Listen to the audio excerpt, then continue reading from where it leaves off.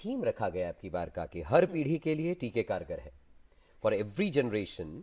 तो ये संदेश टीकाकरण जीवन भर का निवेश है, कहीं ना कहीं ऐसा देखने को मिलता है या जानने को मिलता है। कैसे देखते हैं कि अभिभावक जो पेरेंट्स हैं या पूरे समाज को कई पीढ़ियों तक टीकाकरण सुरक्षा दे सकता है?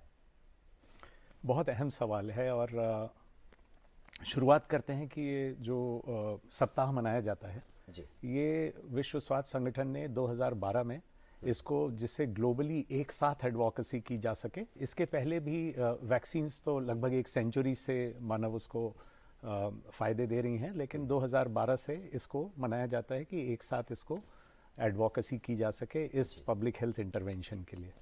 जो आपने सवाल पूछा, इसमें दो तीन चीज़ें हमको जाननी ज़रूरी हैं कि टीकाकरण वर्क्स अक्रॉस जनरेशन्स, जो थीम दी गई है।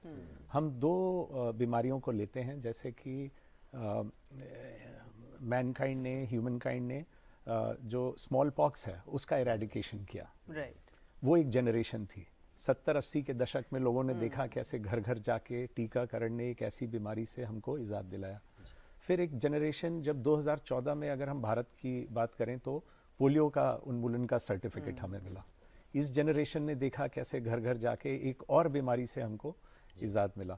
तो अक्रॉस जनरेशन्स वैक्सीन फ़ायदा देती हैं। इसको दो तरह से समझना जरूरी है। एक है कि एक जनरेशन आज हम अपने बच्चों में इन्वेस्ट कर रहे हैं, तो हम अगली पीढ़ी के लिए उसको एक ह्यूमन कैपिटल के लिए तैयार कर रहे हैं। तो it works across generations. Second is कि आज जो वैक्सीन्स हैं वो न सिर्फ बच्चों को बट अडोलेसेंस में, जैसे अभी ह्यूमन पैपिलोमा वायरस की जो वैक्सीन है, एचपीवी का कैंपेन चल रहा है हिंदुस्तान में, वो अडोलेसेंस एज ग्रुप में होती हैं। फिर जैसे आपने कोविड की बात करी, उसमें हर एज ग्रुप के लिए वैक्सीन्स थी।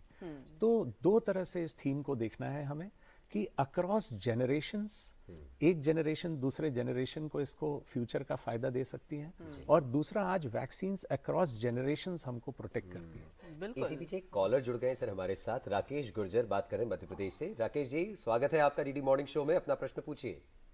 जी सर, नमस्कार। मेरा बच्चा सर 8 साल का हो गया है जी। तो अभी कौन सा टीका लगवाना है सर? मैंने 5 मुझे लगता है कि डॉक्टर नीलम से ये प्रश्न पूछना चाहिए। नमस्कार। देखिए, ऐसे है कि उसका वैक्सीनेशन कार्ड देखना है। दो किस्म की चीज होती है। एक तो होती है जो रूटीन वैक्सीन हमें लगानी है। अगर इन्होंने कोई मिस की है तो भी बहुत जरूरी है कि अगर लोग सोचते हैं कि अगर मिस करने से अब उसका फायदा नहीं है, ये गलत है।